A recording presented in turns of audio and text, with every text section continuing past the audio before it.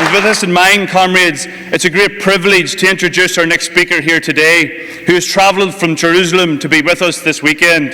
A lifelong Palestinian activist who has also been a great supporter of our own struggle for freedom here in Ireland.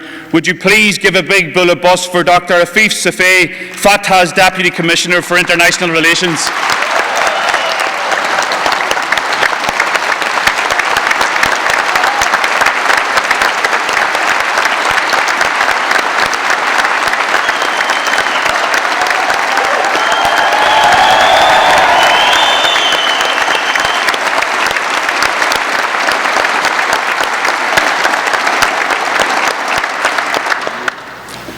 Dear friends, I started the day by visiting the murals in Belfast, a very moving experience, powerful messages, and one of the paintings was about the victims of the Gaza massacres. It showed a person in a wheelchair, and it said, they took his land, then they took his legs, then they took his life.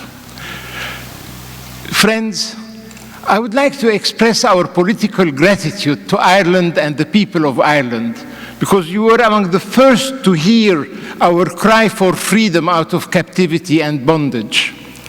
We, the Palestinian people, we have been the victims of European history.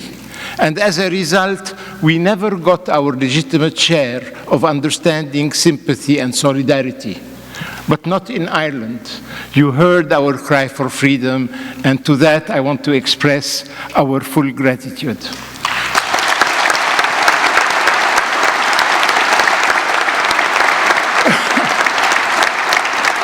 You know, those who chose to be our enemies have mobilized against us God, the Bible, Hitler, the Holocaust, and Hollywood.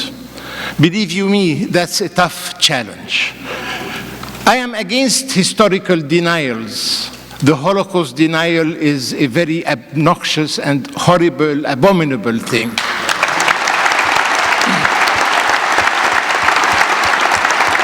And I want to remind you that we, the Palestinian people, have suffered 3 successive denials. First came the denial of our mere physical existence.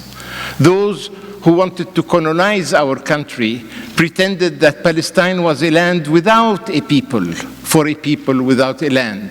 Our mere physical existence was denied. Then we were, as you know, denied our national and individual rights, and we were collectively uprooted and expedited to the periphery of our homeland.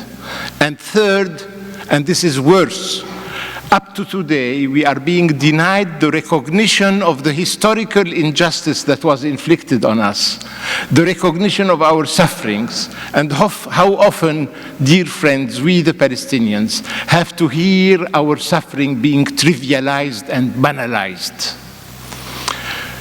Dear friends, we engaged in a peace process in good faith. And I was one of the architects of that principled pragmatism that we have adopted. But I will not concede from you doing a soul-searching exercise 25 years after the beginning of the peace process. One has to admit today that during the theoretical years of peacemaking, what we have witnessed was not the withdrawal of occupation, but the expansion of occupation through the elastic growth of the colonizing process in the occupied territories.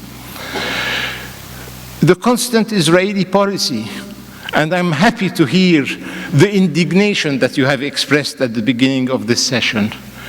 The Israeli constant policy, left, right, and center, is how to acquire as much of Palestinian geography with as little of Palestinian demography as possible. I will not concede from you, we have been unreasonably reasonable. And like the Irish people, we have had to have a soul-searching exercise some decades ago about the different layers of the desirable, the possible, and the acceptable.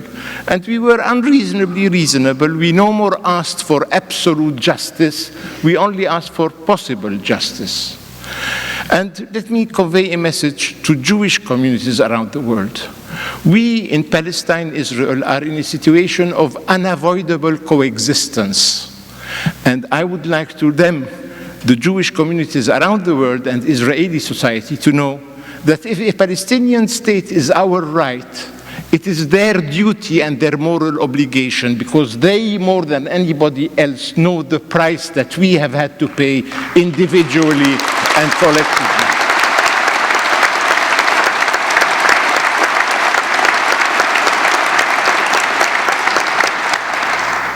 Dear friends, the moral dilemma, the political challenge in the Middle East today is the following. We either have one people too many, this time we the Palestinians, or we have a state which is missing and needs to be created.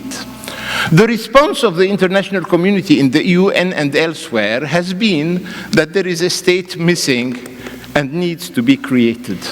But I have news for you. History is still undecided.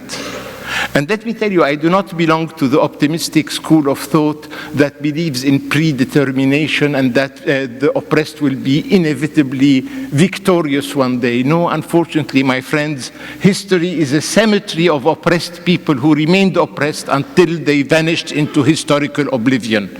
And our obsession with the Palestinians is that we don't want to be the American natives, the Red Indian of cowboy films that vanish into historical oblivion as a society, a nation, and a culture. And let me tell you, I appeal to you, to Ireland, the state, the public opinion, the society, to help history make the right choice. And let me tell you, in the bleakest of moments, and we are now in a very depressing moment in our history, I want to tell you that we remain confident and determined that Palestine will one day soon resurrect. And as you know, we in Jerusalem and we in Palestine, we have had some previous experience in resurrection.